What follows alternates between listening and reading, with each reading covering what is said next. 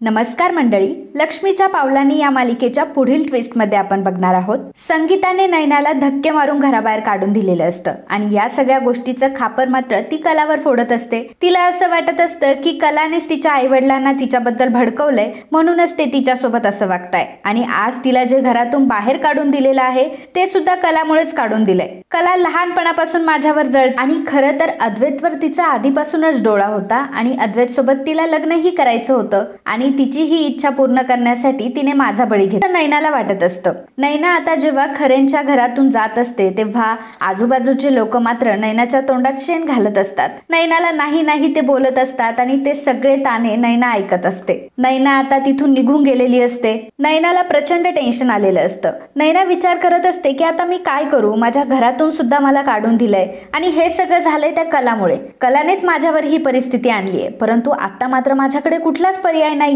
आणि आता फक्त माझ्याकडे एकच पर्याय आहे, तो म्हणजे राहुल. ती लगेचच राहुलला कॉल करते. तर राहुल मात्र दुसऱ्याच मुलीसोबत व्यस्त असतो, त्यामुळे तो काही तिचा फोन घेत नाही. राहुल एकावर एक नैनाचे सगळे कॉल इग्नोर करत असतो. त्यामुळे नैना एक त्याला व्हॉइस मेसेज पाठवते आणि त्यामध्ये ती त्याला सांगते की जर तू आत्ताच्या आत्ता मला मंदिरापाशी भेटला नाही तर मी आत्ताच्या आत्ता तुझ्या घरी जाईल आणि सगळं काही आपल्याबद्दल सांगेल आणि हेही सांगेल की कशा प्रकारे तू मला लग्नातून पळवलेस म्हणून. तर आता राहुल घाबरतो. राहुलला असं वाटतं की नैना खरंच असं काही करते की काय, आणि मग राहुल आता नैनाला भेटायला जातो. तर राहुल आणि नैना भेटलेले असतात. नैना राहुलला म्हणते की राहुल, तुझं काय चाललंय, तुझं माझ्यावर लक्ष तरी आहे का, तुझं नक्की माझ्यावर प्रेम आहे ना. राहुल म्हणत असतो की हो, माझं तुझ्यावर खूप प्रेम आहे. नैना म्हणत असते की हे बघ, तुझ्यामुळे मी लग्नातून पळून आले, मी माझ्या घरच्यांचं नाक कापलं, एवढा मोठा डिसिजन फक्त मी तुझ्यामुळे घेतलाय आणि आता तुला माझ्याशी काहीही करून लग्न करावं लागेल. आपण आत्ताच्या आत्ता मंदिरात जाऊयात आणि लग्न करूयात. परंतु राहुल या गोष्टीसाठी अजिबात तयार नसतो. त्यामुळे नैनाला आता भीती वाटायला लागते. नैना राहुलला म्हणत असते की राहुल, तू माझ्यापासून पळण्याचा प्रयत्न करतोयस का.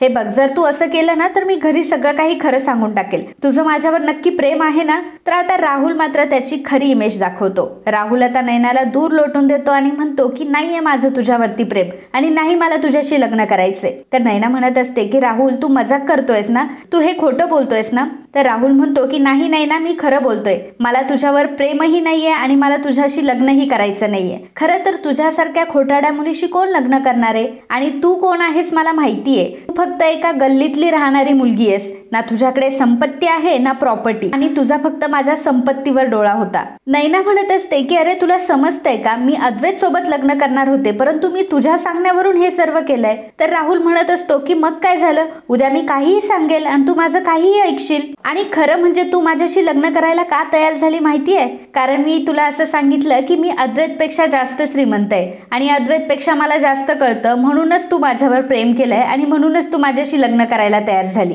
आणि त्याच कारणाने तू अद्वैतला देखील सोडलंयस. अगं, तुझ्यापेक्षा तुझी बहीण तरी कितीतरी पटीने चांगली आहे. जेव्हा तू लग्नातून निघून गेली ना तेव्हा तिने आमच्या चांदेकरांच्या अगेन्स्ट जाऊन तुझ्याबद्दल पोलीस स्टेशन मध्ये कंप्लेंट नोंदवली.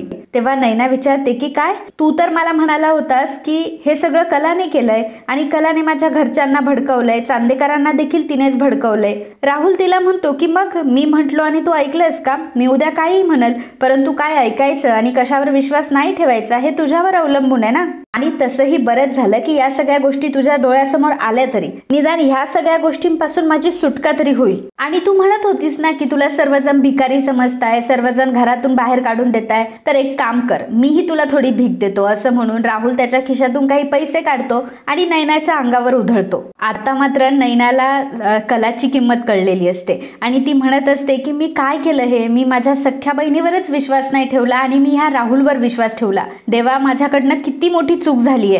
कलाने तर प्रत्येक वेळी माझं भलं बघितलंय आणि मी ह्या राहुलच्या नादी लागून कलाला काय काय नाही बोलले. आणि नैना आता स्वतःशीच बोलू लागते. या सगळ्या परिस्थितीला ना नैना, तू फक्त स्वतः जबाबदार आहे, कारण हे सगळं तू स्वतःहून ओढावून घेतलंयस. मी सगळ्यांना किती दुखवलंय, परंतु एकदाही मी स्वतःकडे वळून बघितलं नाही. आणि नैना, तू फक्त चूक नाही केली तर तू गुन्हा केलायस, त्यामुळे माफी मागण्याच्या लायकीची सुद्धा तू आता उरलेली नाहीयेस. तर राहुल आता जेव्हा गाडीतून चाललेला असतो तेव्हा त्याला गाडीच्या बाहेर एक कपल दिसतं आणि ते एकमेकांशी भांडत असतं आणि त्यांचं भांडण हे पोलीस सॉल्व्ह करत असतात। तर ती मुलगी सांगत असते की याने मला धोका दिला, लग्नाचं आमिष दाखवलं आणि याने माझ्यासोबत ब्रेकअप केलाय। तर पोलीस मात्र त्या मुलाला खूप मारत असतात आणि राहुलला असं वाटत असतं की जर नैनाने जर माझ्याबद्दल कंप्लेंट केली तर पोलीस मला असेच मारतील आणि नैनाकडे तर माझा पुरावा देखील आहे, त्यामुळे मी नैनाला असंच सोडू शकत नाही। त्यामुळे आता राहुल माघारी फिरलेला असतो। तर इकडे नैना मात्र आत्महत्या करण्याचा प्रयत्न करत असते। गाड्यांच्या समोर ती जात असते तर एक गाडी ही नैनाच्या अंगावर येतच असते, परंतु त्याच वेळी राहुल तिथे येतो आणि तिला बाजूला करतो। तर राहुल तिला म्हणत असतो की काय झालं, तू माझ्या बोलण्याचं एवढं वाईट वाटून घेतलंस का?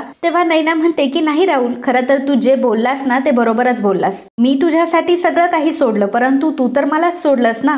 राहुल तिला म्हणत असतो की आपण एक काम करूया, आपण हॉटेलमध्ये जाऊयात आणि तिथे बसून आपण बोलूयात ना। तर नैना म्हणत असते की आता बोलण्यात काही मज्जाच राहिली नाहीये, शेवटी तुला जे करायचंय ते तू केलंसच ना।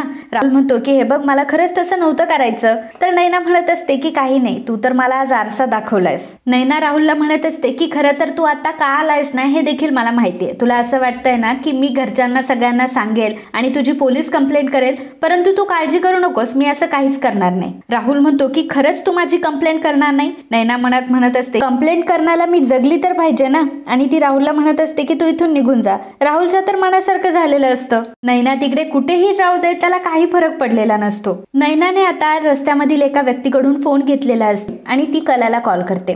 कला जेव्हा नैनाचा आवाज ऐकते तेव्हा ती नैनाला विचारत असते की कुठेस तू, आई बाबांनी तुला घराच्या बाहेर तर नाही काढलं ना? तर नैना म्हणत असते की खरं तर त्यांनी मला घराबाहेर काढून बरंच केलं, नाहीतर मला खरी सच्चाई कधी कळलीच नसती, मला माफ कर। खरं तर तू माझी बहीण होतीस आणि मी तुझ्यावरच कायम संशय घेत राहिले, तू प्रत्येक वेळी माझ्यावर प्रेम केलं, प्रत्येक वेळी माझ्यासाठी झटलीस, परंतु मी तुला किती बदनाम केलं, परंतु आता मला सगळं कळलंय की तू माझी किती काळजी केलीयस। जेव्हा मी गायब झाले होते तेव्हा तू माझी पोलीस कंप्लेंट देखील केली। तर कला म्हणत असते की हा, मला अजूनही तुझी काळजी आहे, तू फक्त मला सांग की तू कुठे, मी आता तिथे येते। नैना म्हणत असते की नाही कला, खरं तर मी तुला शेवटचं माफी मागण्यासाठी कॉल केला होता आणि मी तुला सांगणारही नाही की मी कुठे येते। खरं तर तुला ज्या व्यक्तीचा चेहरा काय तू त्याच्यासमोर एक मिनिटही उभी राहू शकत नव्हती, त्या व्यक्तीसोबत आज तुला लग्न करावं लागलंय आणि तू त्या घरामध्ये फक्त एक शोपीस बनून राहते आणि हे सगळं माझ्यामुळे झालंय। खरं तर माझ्यामुळे तुला ह्या आयुष्याला सामोरं जावं लागतंय, मी तुझी खूप मोठी गुन्हेगार आहे। कला म्हणत असते की अगं नैनाताई, तू हे काय बोलतीयस, तुला म्हणायचंय तरी काय?